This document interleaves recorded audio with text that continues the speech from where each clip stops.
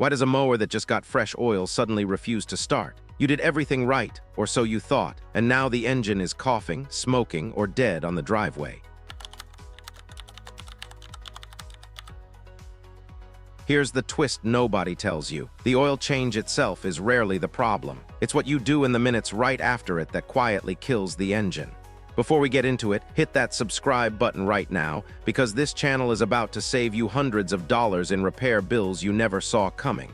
If this helps you, tap like too. It costs nothing, and it tells me to keep making videos like this one.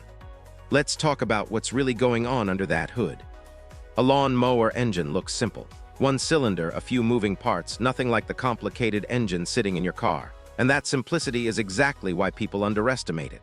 Your car engine has sensors everywhere. Oil pressure gauges, warning lights, computers watching every second of operation. If something goes wrong, your dashboard screams at you before real damage happens. Your mower has none of that. No lights, no warnings, no second chances. It just runs or it doesn't.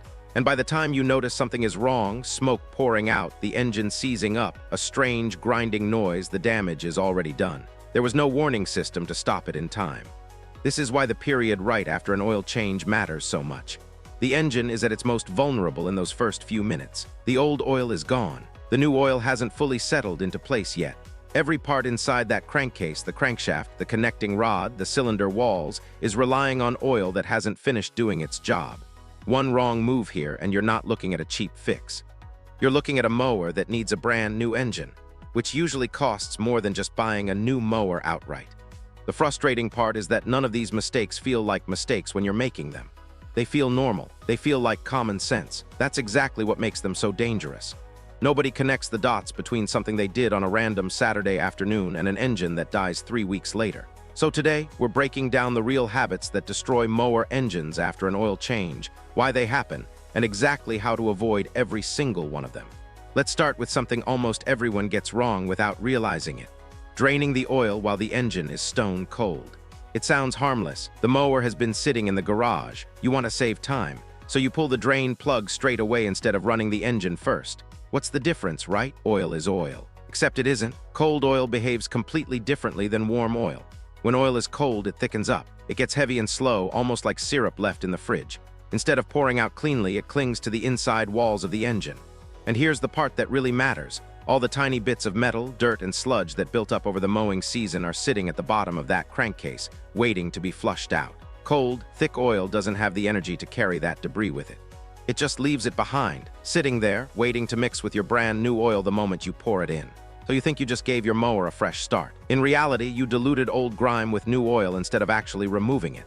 And if you make this same mistake every single time you change the oil, season after season, that layer of buildup never actually goes away. It just keeps getting a little worse. Over the years, this extra grit adds friction to parts that are supposed to move smoothly against each other, like the piston rings and the bearings.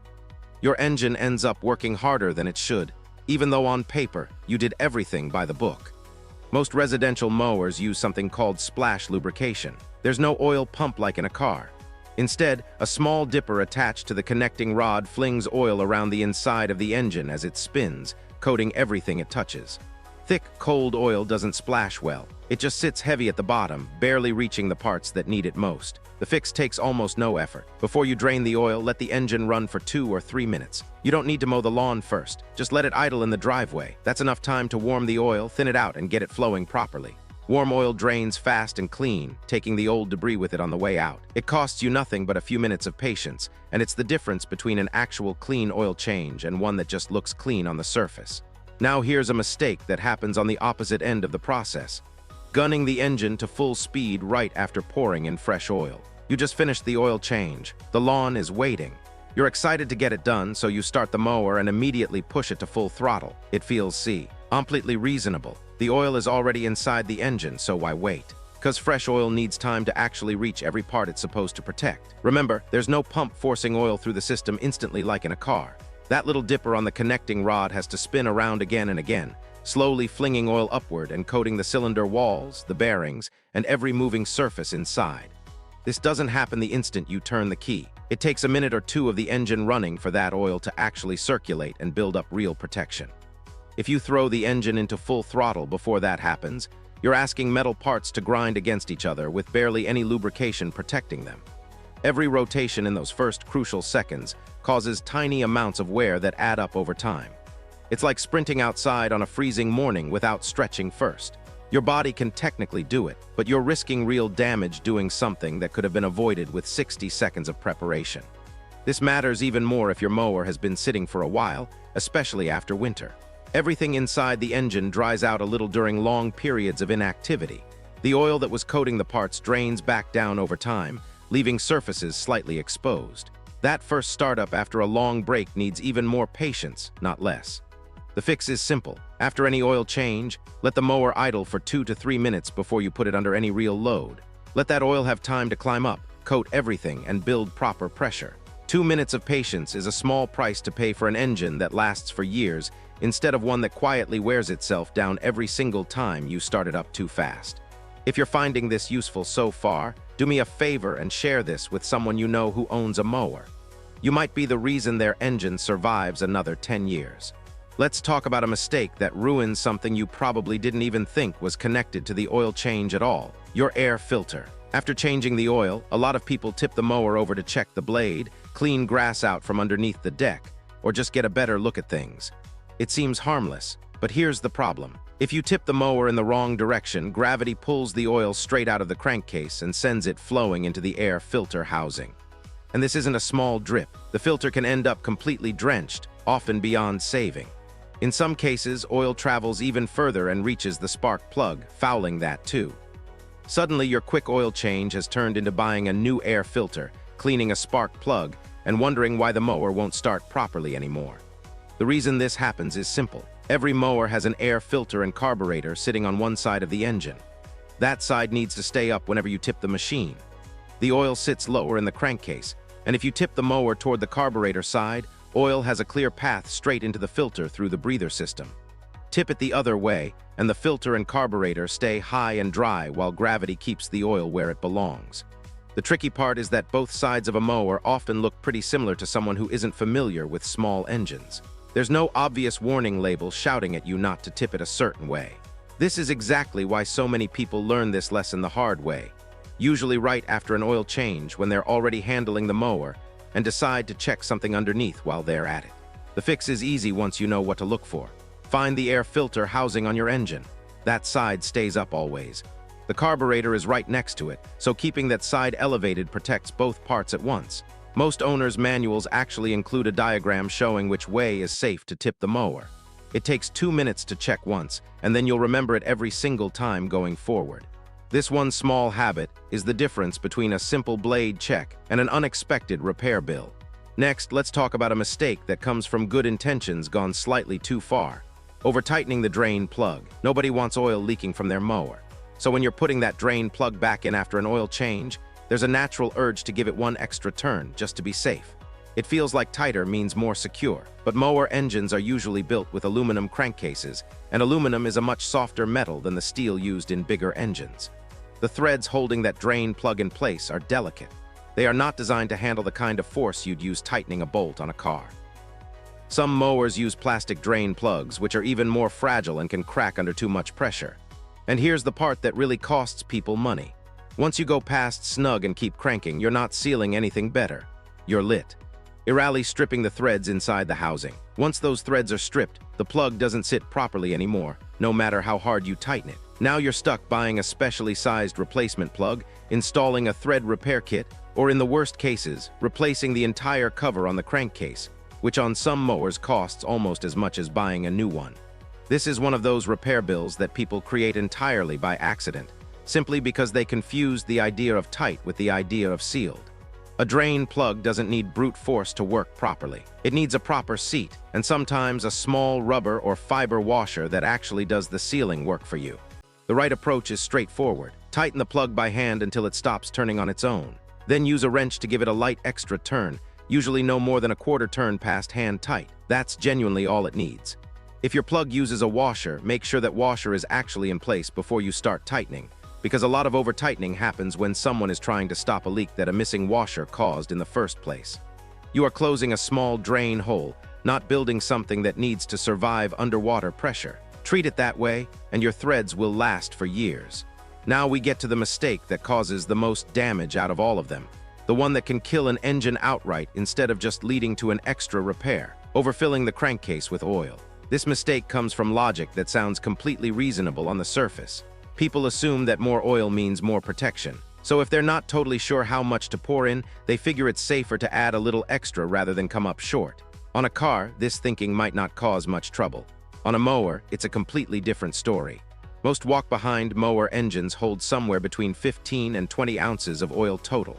That is a tiny amount compared to what a car engine holds. Because the total capacity is so small, adding just a few extra ounces isn't a minor rounding error like it might be elsewhere. It's a real and meaningful overfill, even if it doesn't look like much when you're pouring it in. Here's what actually happens when there's too much oil in that crankcase. The spinning crankshaft dips down into the extra oil with every rotation and starts whipping it into foam, almost the same way a mixer turns egg whites into a fluffy peak. Foamed oil cannot lubricate anything properly.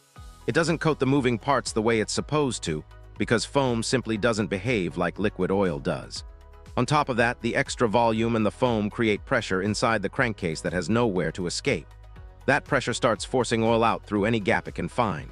It pushes out through seals and gaskets.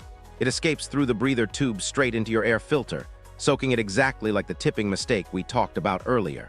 It can even push oil into the carburetor, which causes the engine to flood and produce thick smoke the moment you try to start it. In the worst cases, that excess oil finds its way into the combustion chamber itself. And here's the part that makes this mistake so dangerous. A piston can compress air, but it physically cannot compress liquid. If enough oil ends up in that chamber, the piston slams into it and has nowhere to go. This is called hydrolocking, and it can bend the connecting rod or seize the entire engine solid in an instant. This isn't a rare or exaggerated scenario. It happens to real mowers, and once it happens, there's usually no cheap fix waiting on the other side. A full rebuild or replacement almost always costs more than the mower itself is worth, which means most people end up buying an entirely new machine instead. The good news is that the warning signs are easy to catch if you know what to look for. Thick smoke on startup that doesn't clear within a minute is a red flag.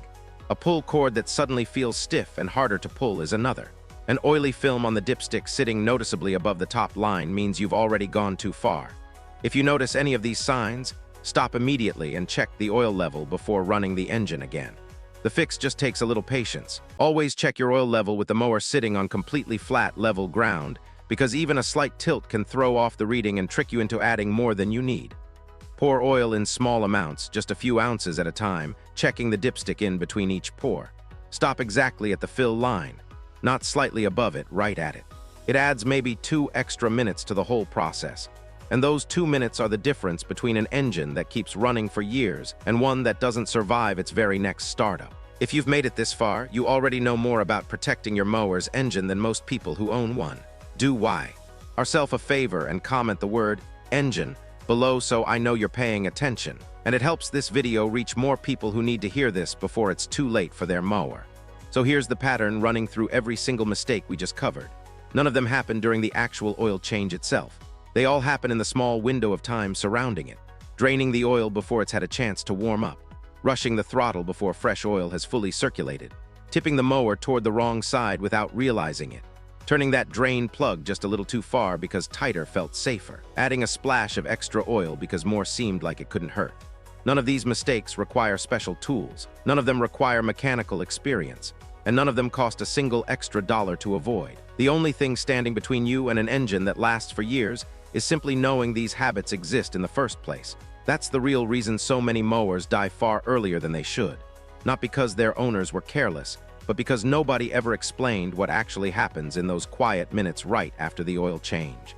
You can do everything perfectly while the oil is actually being changed and still lose the engine 10 minutes later, all because of one small habit nobody warned you about. Now you know all 5. Now you're not one of the people finding this out the hard way. The next time you change your mower's oil, you'll know exactly what to do, and just as importantly, exactly what not to do in those critical minutes right after that cap goes back on.